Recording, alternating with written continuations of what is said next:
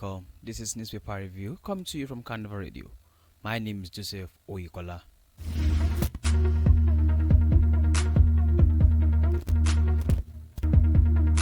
And here are the headlines. DSS arrests and bad governance Nigerian protest leader in Abuja.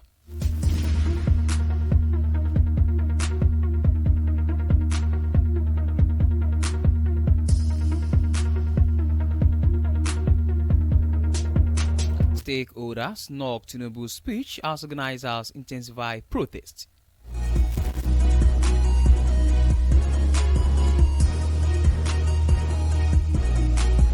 JAMB gives schools ultimatum to disclose illegal admissions phone.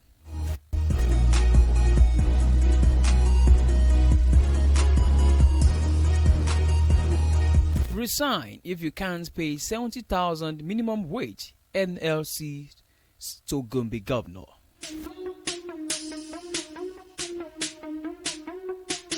Olubadan, Ladoja agrees to wear beaded crown.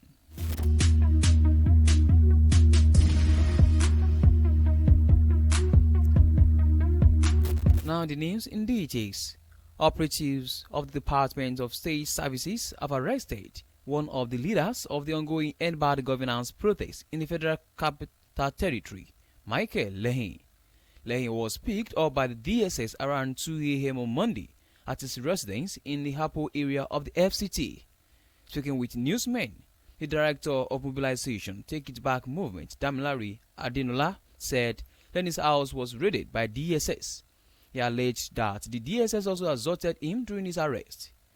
Adiola said Lehin has been arrested by the DSS. The DSS spokesperson, Peter Afunaya, could not be reached as of the time of filing this report.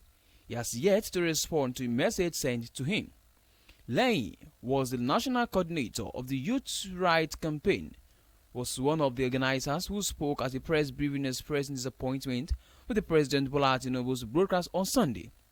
At the briefing, he said the president broadcast demonstrated that he is out of touch with reality in the country. He said, Lehin, however, said the protest would continue massively on Monday, calling on the citizens to come out in large numbers.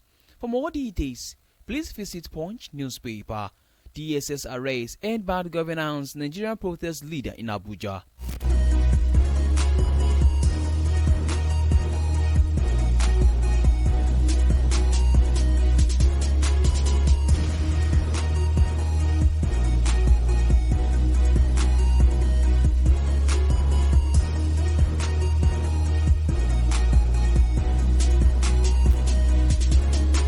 In the meantime, the Joint Admissions and Matriculation Board has given tertiary institutions in the country 1 month to disclose all admissions conducted outside its central admissions processing system before 2017. The Public Communication Advisor for JAMB, Dr. Fabian Benjamin, who disclosed this at a press briefing in Abuja on behalf of the board's registrar, Professor Isaac Oloide, on Sunday, said the directive was aimed at enhancing transparency and fairness in the admissions process. He said the decision marked the end of the condonment of illegal admissions window, which previously allowed institutions to incorporate unauthorized admissions into the system. Benjamin highlighted concerns over institutions colluding with candidates to falsely details for illegal admissions, a development as he said had led to fraudulent participation in the National Youth Service Corps scheme.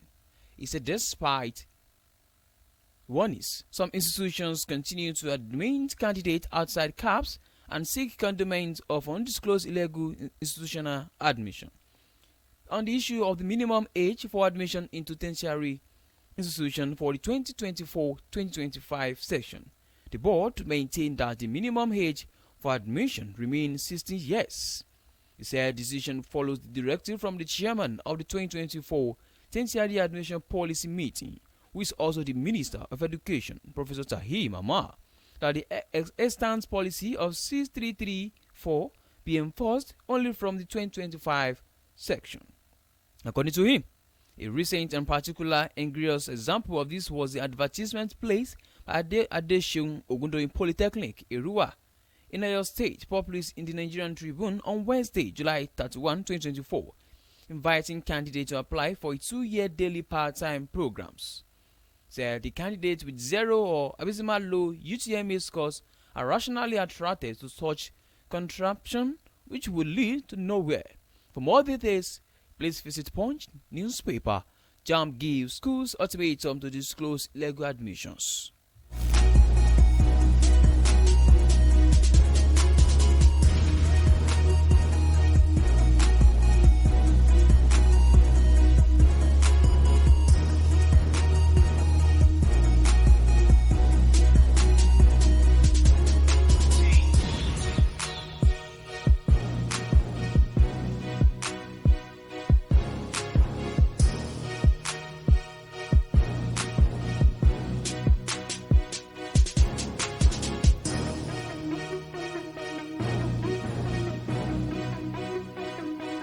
In another news, stakeholders have knocked President Bola Tinubu over his failure to address key demands of the End Bad Governance protesters in his nationwide broadcast on Sunday.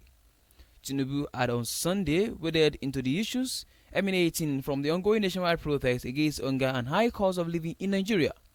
Newsmen reports that Nigerian youth who are hanged by the unfavorable prevailing economic conditions in the country are in the street across the nation demanding solutions to the hardship. The action, which commenced on August 1 and is expected to last for 10 days, is aimed at drawing the attention of the government to the hardship bedridden citizens. The protests in Kano, Borno, Yobe, Kaduna, Gombe, Bauchi, FCT, Niger, and Jigawa turned bloody, with scores of unsuspecting citizens killed, while an unspecified number of persons were critically injured. Although different reports from states suggested that about 19 persons paid the supreme price during the fourth day of the protest, Amnesty International claimed that 13 persons were killed. In some states, hoodlums vandalized and looted properties belonging to both the government and private individuals, in a quest to quell further breakdown of law and order in the country. President Tinubu on Sunday addressed Nigerians on the matter, appealing to the aggrieved Nigerian youth to rather embrace dialogue. In his speech, Tinubu, who commiserated with victims' families over the deaths of their loved ones, called on the protesters to suspend the exercise, reeling out steps taken by the government to address the hunger crisis. Tinubu said about 570 billion naira has been released to states for livelihood support. The president also pointed out that 600,000 nano businesses have so far benefited from the nano grant, stating that additional 400,000 businesses will still benefit. Although the president vehemently rejected the call for instatement of full subsidy, he noted that the compressed natural gas (CNG) initiative was to reduce transport costs by 60%, assuring that about 1 million conversion kits will be distributed at little or no cost. Tinubu newsmen report that, among other things, the organizers of the protest had asked the federal government to toast the Senate arm of the Nigerian legislative system, keep the House of Representatives, and make lawmaking a part-time endeavor. For more details, please visit Daily Post newspaper. End Bad Governance stakeholders knock Tinubu's speech as organizers intensify protests.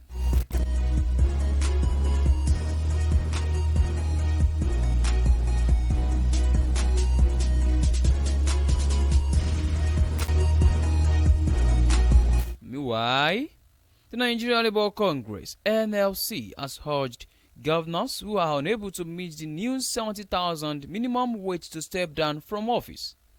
This comes in response to the Gombe State Governor Inowa Yahaya, who recently stated that his administration could not afford to pay the newly established national minimum wage. Governor Yahaya, who also serves as the chairman of the Northern Governors Forum, made these remarks during a meeting with neighbor leaders, civil society organizations, and trade associations at the government house in Gombe. In reaction to Governor Yahaya's statement, Benson Opa, the head of public relations for the NLC, advised the governor to resign. No official statement has been released by the Trade Union Congress in response to inquiries regarding the governor's position. It should be recalled that last week, President Bola Tinubu signed the new minimum wage act into law, officially setting the minimum wage at 70,000 naira. This decision followed nearly 2 weeks of negotiation between the president and the organized labor unions, who had initially demanded over 250,000 month minimum wage. On July 18, the federal government, the organized labor, and the private sector concluded their month-long discussions on the new minimum wage, resulting in consensus for the 70,000 per month figure. Subsequently, on July 15, the Federal Executive Council tasked the Minister of Budget and Economic Planning with preparing a bill to amend 2024 budget. A week later, President Tinubu submitted a request to the Senate to amend the 2024 Appropriation Act and 2023 Finance Act, proposing an increase in the budget by 6.2 trillion. The letter was addressed to the Senate President and read during the plenary section. For more details, please visit Daily Post newspaper. Resign if you can't pay 70,000 minimum wage. NLC to Gombe Governor.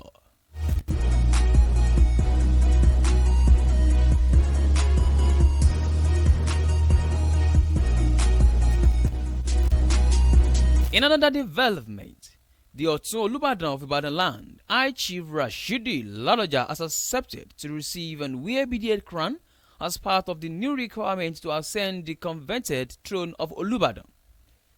The former governor of Oyo State disclosed this on Sunday morning while featuring on a live radio program, Agbami Oshelu, anchored by veteran broadcaster. The former governor refused reason he refused to accept beaded crown given to the elevated chiefs by the late Olubadan Oba Lekan Balogun. Ladoja insisted he has no rancor with the other members of the Olubadan Council, maintaining that the elevated Obas are all his friends. He recounted how high chiefs came to him during Ajumabi's administration to tell him that they were not well respected at state events and how kings from small towns used to look down on them while at functions. Ladoja revealed that he informed them that he has not been a governor in Oyo State, which is a front role in protocol, and that he does not need the beaded crown to get recognized at state events. Also, the High Chief exonerated Governor Makinde from the crisis in the Ibadan chieftaincy matters, saying that Makinde has no hand in the tussle. He stressed that the governor only obeyed the demands of the majority. Ladoja noted that Makinde only chose to support the 9 high chiefs against himself. That is the only dissenting voice. For more details, please visit Inside Oyo. Ladoja agrees to wear beaded crown.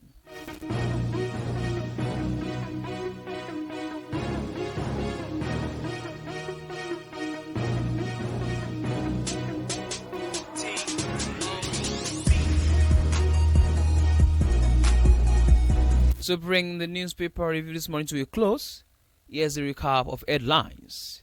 The ESS arrests End Bad Governance Nigerian protest leader in Abuja.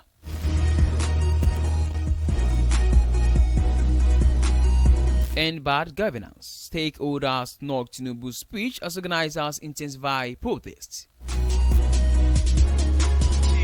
JAMB gives schools ultimatum to disclose illegal admissions. Resign if you can't pay 70,000 minimum wage. NLC to Gombe Governor. Olubadan Ladoja agrees to wear beaded crown. And with that, we have come to the newspaper review. Come to you from Carnival Radio. Thank you very much for listening. My name remains Joseph Oyukola. Good morning.